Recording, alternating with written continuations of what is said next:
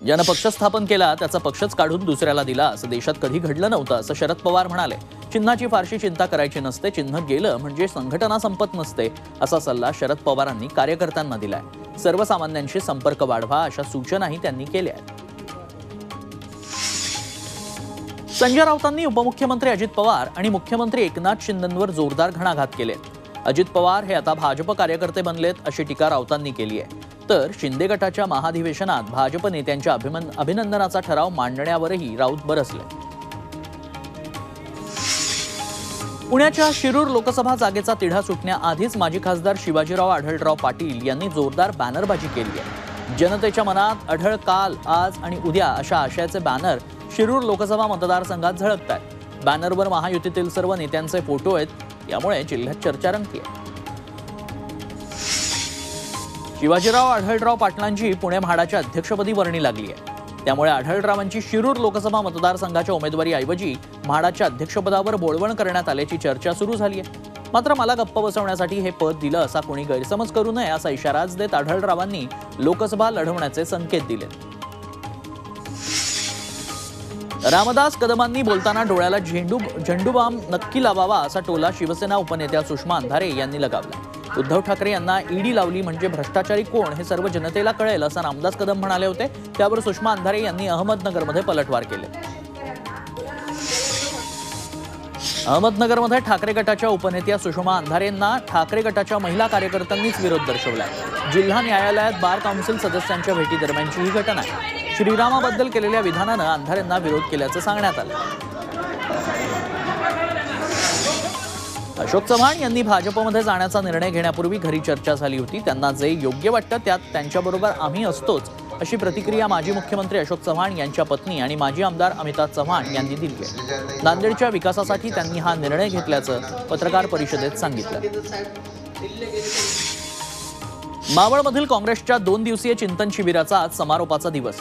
लोकसभा निवडणूक तयारीचा आढावा शिबिरात घेण्यात आला। रात्रीपर्यंत शिबिर सुरू राहणार आहे। भाजप कमकुवत आहे, ईडी सीबीआयची भीती दाखवून पक्षफोडीचं त्यांचं राजकारण सुरू आहे असा आरोप काँग्रेस प्रभारी रमेश चन्नथला यांनी केला। अजित पवार गटाचे प्रवक्ते प्रशांत पवार यांनी जितेंद्र आव्हाडांवर टीका केली आहे। अजित पवारांची क्षमता राज्यभर सिद्ध आहे, तर जितेंद्र आव्हाड यांना कोणी विचारत नाही, ते केवळ एका मतदारसंघासाठी मर्यादित असल्याचा टोला त्यांनी लगावला। क्षमता ही पूर्ण महाराष्ट्रासाठी काँग्रेससोबत काम करणार आणि भाजपला संपवणार असं विधान काँग्रेस आमदार प्रणिती शिंदेंनी केलंय। लोणावळ्यात काँग्रेसचे 2 दिवसीय अधिवेशन सुरू आहे। या अधिवेशनात काँग्रेस लोकसभेची तयारी करत आहे। लोकांना आता भाजप नकोय, भाजप केवळ हवा करतं, आमच्या रक्तात काँग्रेस आहे, मरेपर्यंत काँग्रेसला सोडणार नाही असं प्रणिती शिंदे म्हणाल्या। शिवसेनेच्या महाधिवेशनानंतर मुख्यमंत्री एकनाथ शिंदेंनी कोल्हापुरातील गांधी मैदानात जाहीर सभा होतीये। संध्याकाळी ही सभा होणार आहे। या सभेसाठी शिवसैनिक मोठ्या संख्येने उपस्थित राहतील असा दावा शिवसेनेच्या शिंदे गटाकडून करण्यात आलाय। कोल्हापुरात मुख्यमंत्री एकनाथ शिंदे सभा घेणार आहेत, मात्र त्यांच्या सभेच्या ठिकाणी चक्क उद्धव ठाकरेंचे बॅनर्स झळकलेत। इतकंच नव्हे तर सभा मार्गावरही मशाल चिन्हाचे झेंडे आणि उद्धव ठाकरेंचं पोस्टर झळकावण्यात आलंय। मुख्यमंत्री एकनाथ शिंदेंच्या बालेकिल्ल्यात उद्या युवासेना प्रमुख आदित्य ठाकरेंचा दौरा आहे। शिंदेंचा बालेकिल्ला असणारं ठाणे शहर आदित्य ठाकरे अक्षरशः पिंजून काढतील। आदित्य ठाकरे कार्यकर्ते आणि पदाधिकाऱ्यांशी संवाद साधतील। घोडबंदर रोड, मानपाडा रोड, चंदनवाडी, समतानगर अशा 4 शाखांना आदित्य ठाकरे भेटी देणार आहेत। आमदार रवींद्र धंगेकर लोकसभा निवडणुकीच्या तयारीला लागलेत। धंगेकर पॅटर्न म्हणत धंगेकरांनी सोशल मीडियावर जोरदार पोस्टरबाजी केली आहे। पुन्हा येतोय धंगेकर पॅटर्न प्रदूषणमुक्त होण्यासाठी, धंगेकर पॅटर्न भयमुक्त पुण्यासाठी अशी पोस्टरबाजी करण्यात येते। गुहागरमधील दगडफेक प्रकरणी शिवसेना ठाकरे गट आणि भाजपच्या कार्यकर्त्यांविरोधात गुन्हा दाखल करण्यात आला आहे। दोन्ही बाजूचे मिळून जवळपास 300 ते 400 कार्यकर्त्यांविरोधात रात्री उशिरा चिपळूण शहर पोलीस ठाण्यात गुन्हा दाखल करण्यात आलाय। काल गुहागरमध्ये राणे समर्थक आणि ठाकरे गटामध्ये जोरदार राडा झाला। पालघरमधील वाढवण बंदराविरोधातला आक्रोश मोर्चा 22 फेब्रुवारीला मुंबईतील आझाद मैदानावर धडकणार आहे। आठवडाभरात वाढवण बंदराचं भूमिपूजन केलं जाणार असल्याचं सरकारकडून सांगण्यात आलंय। त्यानंतर वाढवण बंदर संघर्ष समिती आणि राज्यातील मच्छीमार संघटना आक्रमक झाल्या। वाढवण बंदर रद्द करण्याची त्यांची मागणी आहे। शिवडी नाभाशेवा अटल सेतूवर मॅरेथॉन आयोजित करण्यात आली आहे। या मार्गावर MMRDA विभागाकडून शिवडी गाडी अड्डा, मुंबई ते चिर्ले, नवी मुंबई इथं मॅरेथॉन होणार आहे। त्यामुळे आज रात्री 11 पासून उद्या दुपारी 1 वाजेपर्यंत सर्वच वाहनांना बंदी घालण्यात आली आहे। मुंबईतील कोस्टल रोडचं लोकार्पण लांबलंय। पंतप्रधान मोदींचा दौरा रद्द झाल्यानं लोकार्पण लांबणीवर गेलं।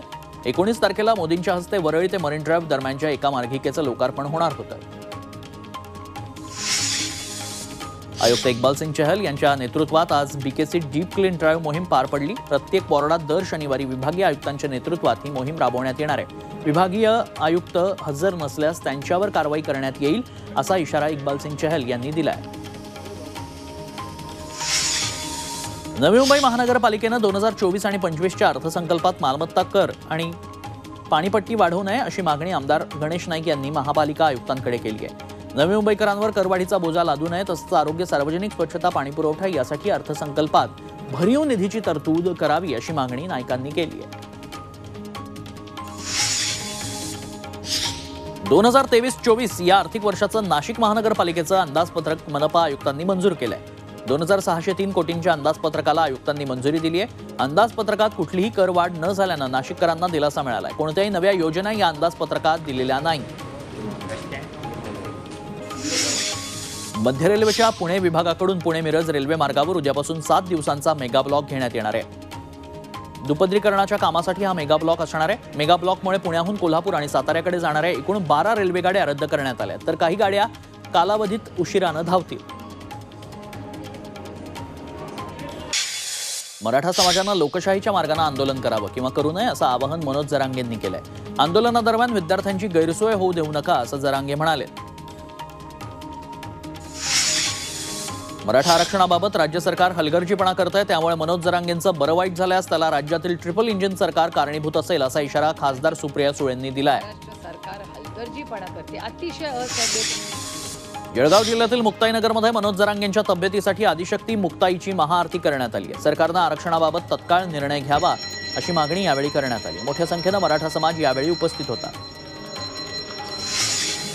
मराठा आरक्षणाच्या मागणीसाठी मराठा बांधव आक्रमक झाले असून नांदेडमध्ये काँग्रेसचे आमदार मोहनराव हंबर्डेंची गाडी फोडण्यात आली आहे। आमदार मोहनराव हंबर्डे पुंड पिंपळगाव इथं काल रात्री माऊली महाराज मुंडेकर यांचं कीर्तन ऐकण्यासाठी गेले होते। कीर्तनात बसलेले असतानाच त्यांची बाहेर लावलेली गाडी काही अज्ञातांनी फोडली।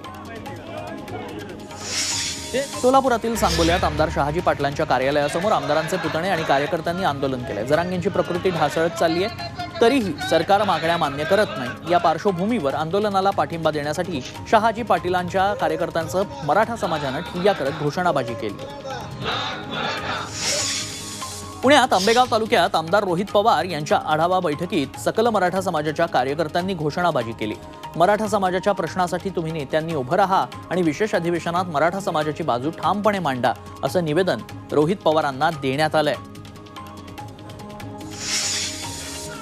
पुणे नाशिक महामार्गावर जरांगे समर्थनार्थ सकल मराठा समाजानं रास्ता रोको केलाय।